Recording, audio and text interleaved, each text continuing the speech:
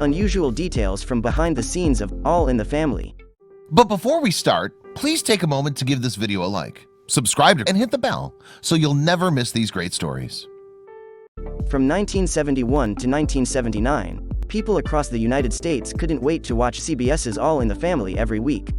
Created by comedy legend Norman Lear, the show kept audiences laughing by making sure the loud-mouthed and prejudiced Archie Bunker always got his comeuppance by the episode's end. The controversial premise and willingness to address serious social issues put All in the Family right in the national spotlight, but these behind-the-scenes decisions were what helped the show swim, and nearly caused it to sink. Number 1. The show was, basically, cancelled twice. Before All in the Family became a TV classic, it had humble beginnings. Originally, the show was going to be aired on ABC, not CBS.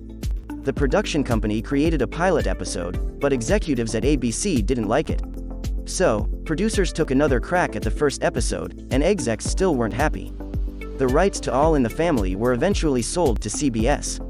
Number 2. All in the Family was based on another show. The idea for All in the Family wasn't pulled out of a hat. Back to the 1960s, Norman Lear was heavily influenced by the BBC comedy, Till Death Do Us Part, pictured here. With this brief synopsis of that show, let's see if you can spot its similarities with All in the Family. The British sitcom revolved around a prejudiced man who shared his views unwillingly with his family in the house. Number 3. Execs worked through a few different names. That first pilot created for ABC? It was not called All in the Family. The show was originally called Justice for All, which sounded more like a courtroom drama than a sitcom. ABC's second attempt called the show Those Were the Days. At last, when CBS bought the show, it earned its iconic title. Number 4. Archie had another name. If the original pilot of the sitcom called Justice for All, Archie Bunker had a completely different name. He was Archie Justice, who even had his last name printed on his doormat. The sitcom might have gone with the name as a play on his bigoted ways, but maybe it was too much. Thankfully, in the next version of the pilot, the name was changed. Number 5. The theme song had legendary creators. The theme song, which was called Those Were the Days, and sung by Archie and Edith, was not created by just any studio schmuck. Lyricist Lee Adams, left, and composer Charles Strauss, right, worked together to engineer the tune every U.S. household would be humming. They also made music for the well-known musicals Bye Bye Birdie and Annie. Number 6. And it was almost totally different. But Lee Adams and Charles Strauss almost never gave us the version of the theme song we know today.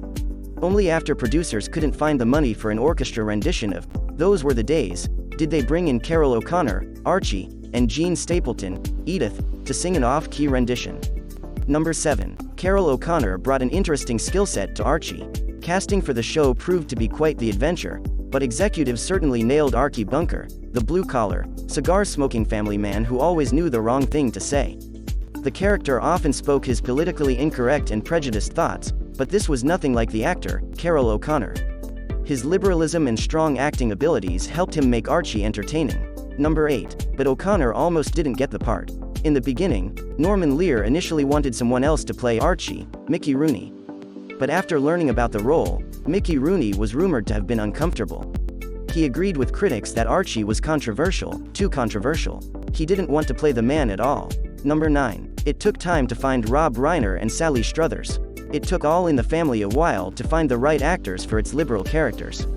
Before Rob Reiner and Sally Struthers were cast as Michael and Gloria, respectively, executives tried out two other pairs, Kelly Jean Peter and Tim McIntyre, plus Candy Atsara and Chip Oliver. Number 10. Rob Reiner's wife almost landed a part.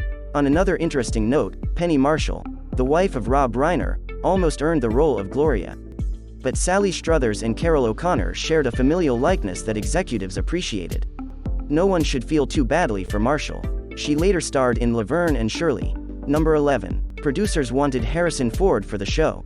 It's hard to think of anyone besides Rob Reiner playing the Polish-American hippie Michael, also called Meathead, but studio executives had a few additional casting choices in mind for the role. Norman Lear tried his best to lure Harrison Ford to the project. The future Han Solo found Archie Bunker too offensive, however, and declined. Number 12. All in the Family broke production ground. As shows in the 70s started using laugh tracks, Norman Lear adamantly defended the live studio audience. He refused to pump fake laughs in.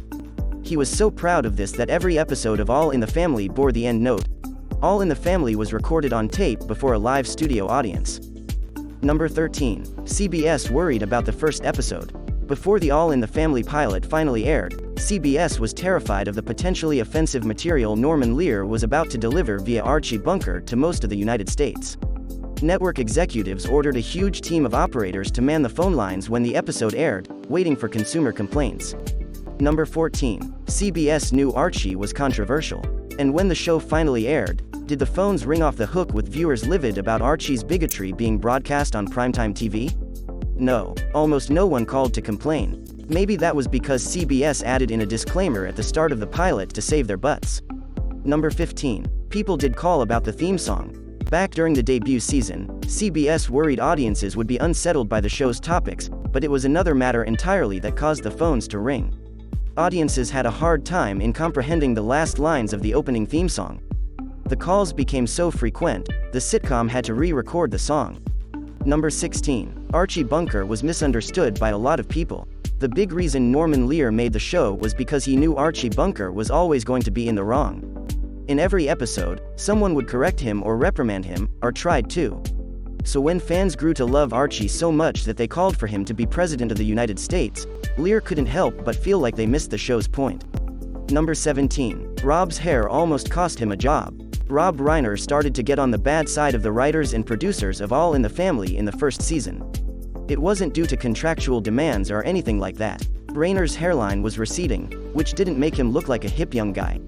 Producers handed him a hairpiece. Number 18. Commercial breaks infuriated Norman Lear. Commercial time increased in the 1970s, meaning every episode of All in the Family lost about 3 additional minutes to ads each episode. Norman Lear, right, couldn't stand this. Citing his show's decreased runtime as a reason, Lear offered to pay CBS to cover the commercial airtime. His offer was denied. Number 19. All in the Family created storytelling tropes.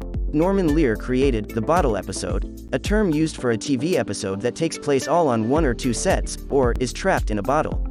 We saw this for the first time in the episode, Two's a Crowd, where hijinks ensue when Archie and Michael got stuck in a bar's storeroom. Besides being hilarious, the limited set pieces saved production a ton of money. Number 20. Still, Lear was influenced by a lot of other media. Norman Lear was influenced by the greats of cinema. In the All in the Family episode titled, Everybody Tells the Truth, the creator drew inspiration from Akira Kurosawa's Rashomon. Both stories featured flashbacks to offer different viewpoints of a single incident. Naturally, Rashomon was a drama and All in the Family was a sitcom, so the tones were different.